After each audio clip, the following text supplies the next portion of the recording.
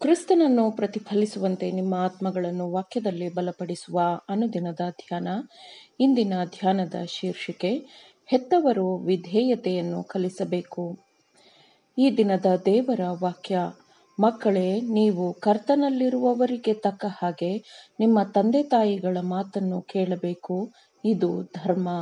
ಎಫೆಸದವರಿಗೆ 6ನೇ ಅಧ್ಯಾಯ 1ನೇ ವಚನ. ದೇವರನ್ನು ಘನಪಡಿಸಲೆಂದು ಮತ್ತು ದೇವರನ್ನು ಮಹಿಮೆಪಡಿಸಲೆಂದು ಸಾಮರ್ಥ್ಯಗಳನ್ನು, ತಲಾಂತುಗಳನ್ನು ಮಕ್ಕಳಿಗೆ ಕೊಡಲಾಗಿದೆ ಎಂದು ಮಕ್ಕಳಿಗೆ ಕಲಿಸಿಕೊಡಬೇಕು. ಈ ಉದ್ದೇಶಕ್ಕಾಗಿ ಅವರು ವಿಧೇಯತೆಯ ಪಾಠಗಳನ್ನು ಕಲಿಯಬೇಕು.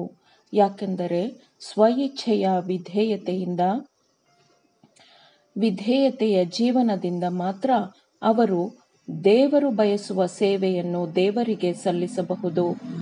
ಮಗುವು ವಿವೇಚಿಸುವ ಜ್ಞಾನವನ್ನು ಹೊಂದುವ ವಯಸ್ಸಿಗೂ ಮೊದಲೇ ಅದಕ್ಕೆ ವಿಧೇಯತೆಯನ್ನು ಕಲಿಸಬೇಕು. ಸೌಮ್ಯತೆಯಿಂದ, ನಿರಂತರವಾದ ತಾಳ್ಮೆಯ ಶ್ರದ್ಧಾಪೂರ್ವಕ ಪ್ರಯತ್ನದಿಂದ ವಿಧೇಯತೆ ಎಂಬ ಅಭ್ಯಾಸವನ್ನು ಮಕ್ಕಳಲ್ಲಿ ಸ್ಥಾಪಿಸಬಹುದು. ವಿಧೇಯರಾಗುವುದರ ಮೂಲಕ ಮಾತ್ರ ನಿಜವಾದ ಭಕ್ತಿಯು ಪ್ರಕಟಗೊಳ್ಳುತ್ತದೆ ಎಂದು ಮಕ್ಕಳಿಗೆ ತೋರಿಸಿಕೊಡಬೇಕು. ಅನಗತ್ಯವಾದ ಯಾವುದನ್ನು ದೇವರು ಆಜ್ಞಾಪಿಸಿಲ್ಲ ಮತ್ತು ದೇವರು ಹೇಳಿರುವುದನ್ನು ಪಾಲಿಸುವ ಮೂಲಕ ಮಾತ್ರ ಅವನಿಗೆ ಇಷ್ಟವಾದ ಭಕ್ತಿಯನ್ನು ವ್ಯಕ್ತಪಡಿಸಬಹುದು. ಇದನ್ನು ಬಿಟ್ಟು ಬೇರೆ ಮಾರ್ಗವಿಲ್ಲ. ತಾಯಿಯೇ ಮನೆಯ ರಾಣಿಯಾಗಿರುತ್ತಾಳೆ ಮತ್ತು ಆಕೆಯ ಮಕ್ಕಳೇ ಆಕೆಯ ಪ್ರಜೆಗಳಾಗಿರುತ್ತಾರೆ. ಅವಳು ತನ್ನ ಮಾತೃತ್ವದ ಘನತೆಯಲ್ಲಿ ಜ್ಞಾನದಿಂದ ತನ್ನ ಮನೆಯನ್ನು ಆಳಬೇಕು.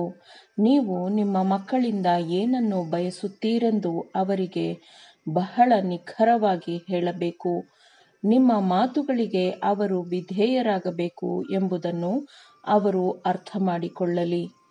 ಹೀಗೆ ಮಾಡು, ಇಲ್ಲವೇ ಹೀಗೆ ಮಾಡಬೇಡ ಎಂದು ಸರಳವಾಗಿ ಹೇಳಿರುವ ದೇವರ ಆಜ್ಞೆಗಳನ್ನು ಸನ್ಮಾನಿಸಲು ನೀವು ಅವರನ್ನು ಹೀಗೆ ತರಬೇತಿಗೊಳಿಸುತ್ತೀರಿ. ತಮ್ಮ ಮಕ್ಕಳು ವಿಧೇಯರಾಗಬೇಕೆಂದು ಬಹಳ ಬೇಗನೆ ಆರಂಭದಿಂದಲೇ ಮಕ್ಕಳಿಗೆ ವಿಧೇಯತೆಯನ್ನು ಕೆಲವು ಪೋಷಕರು ಕಲಿಸುತ್ತಾರೆ. ವಿಧೇಯತೆಯನ್ನು ಕಲಿಯಲು, ಪಾಲಿಸಲು ಅಥವಾ ಮಗುವನ್ನು ಶಿಸ್ತುಗೊಳಿಸಲು ಮಗುವು ಇನ್ನೂ ಚಿಕ್ಕದು ಎಂದು ಹೇಳಿ ಹೆತ್ತವರು 2 ಇಲ್ಲವೇ 3 ವರ್ಷಗಳು ಮಕ್ಕಳಿಗೆ ವಿಧೇಯತೆಯ ಪಾಠಗಳನ್ನು ಹೇಳಿಕೊಡುವುದಿಲ್ಲ, ಹಿಂಜರಿಯುತ್ತಾರೆ.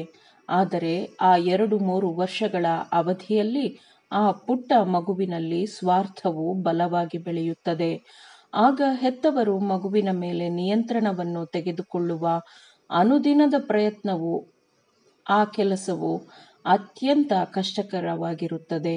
ಅತ್ಯಂತ ಚಿಕ್ಕ ವಯಸ್ಸಿನಲ್ಲಿಯೇ ಮಕ್ಕಳು ಸ್ಪಷ್ಟವಾಗಿ ಮತ್ತು ಸರಳವಾಗಿ ಹೇಳಿರುವುದನ್ನು ಗ್ರಹಿಸಬಲ್ಲ ಕಾರಣ ದಯೆ ಮತ್ತು ವಿವೇಚನಾಯುಕ್ತ ನಡವಳಿಕೆಯಿಂದ ಮಕ್ಕಳಿಗೆ ವಿಧೇಯತೆಯನ್ನು ಕಲಿಸಬಹುದು.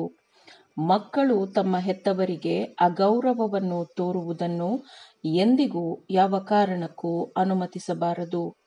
ಸ್ವಾರ್ಥ ಚಿತ್ತವನ್ನು ಎಂದಿಗೂ ಖಂಡಿಸದೆ ಬಿಟ್ಟು ಬಿಡಬಾರದು. ಮಗುವಿನ ಭವಿಷ್ಯದ ಉನ್ನತಿಗೆ ದಯೆ, ಪ್ರೀತಿಯ ಜೊತೆಗೆ ದೃಢವಾದ ಶಿಸ್ತು ಇವೆಲ್ಲವೂ ಅತಿ ಅವಶ್ಯವಾಗಿರುತ್ತದೆ. ನಿಮ್ಮ ಸ್ವಂತ ಆಯ್ಕೆಯನ್ನು ಮಾಡಿಕೊಳ್ಳಿರಿ.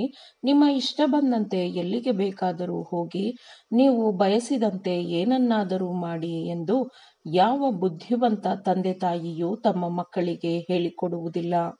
ಆದರೆ ದೇವರ ಆಜ್ಞೆಗಳನ್ನು ಆಲಿಸಿರಿ, ಅದಕ್ಕೆ ವಿಧೇಯರಾಗಿರಿ ಎಂದು ಅವರು ತಮ್ಮ ಮಕ್ಕಳಿಗೆ ಹೇಳಿಕೊಡುತ್ತಾರೆ. ಮನೆಯ ಜೀವನದ ಸುಂದರತೆಯು ಹಾಳಾಗಬಾರದು ಎಂದು ಜ್ಞಾನಪೂರ್ಣ ನಿಯಮಗಳು ಮತ್ತು ಉಪದೇಶಗಳನ್ನು ರೂಪಿಸಬೇಕು ಮತ್ತು ಜಾರಿಗೊಳಿಸಬೇಕು. ಅನಿಯಂತ್ರಿತ ಪ್ರಚೋದನೆಗಳ ಪ್ರಕಾರ ನಡೆಯುವಂತೆ ಮಕ್ಕಳನ್ನು ಬಿಡುವ ಬದಲು ಸರಿಯಾದ ಶಿಸ್ತಿನಡಿಯಲ್ಲಿ ಮಕ್ಕಳು ಸಂತೋಷವಾಗಿರುತ್ತಾರೆ, ಹೆಚ್ಚು ಉಲ್ಲಾಸದಿಂದ ಇರುತ್ತಾರೆ. ನಿರ್ದೇಶನದ ಮಾತುಗಳನ್ನು ಕೇಳಲು ಗಮನಹರಿಸುವ ಕಿವಿಗಳು, ಕರ್ತವ್ಯದ ಹಾದಿಯಲ್ಲಿ ನಡೆಯಲು ಮತ್ತು ಕೆಲಸ ಮಾಡಲು ಸಿದ್ಧವಿರುವ ಪಾದಗಳು ಮತ್ತು ಕೈಗಳು, ಇಂತಹ ನಮ್ರತೆ ಮತ್ತು ವಿಧೇಯತೆಯಲ್ಲಿ ನಿಜವಾದ ಅನುಗ್ರಹಗಳು ಇರುತ್ತವೆ ಎಂದು ಕಂಡುಕೊಳ್ಳುತ್ತವೆ.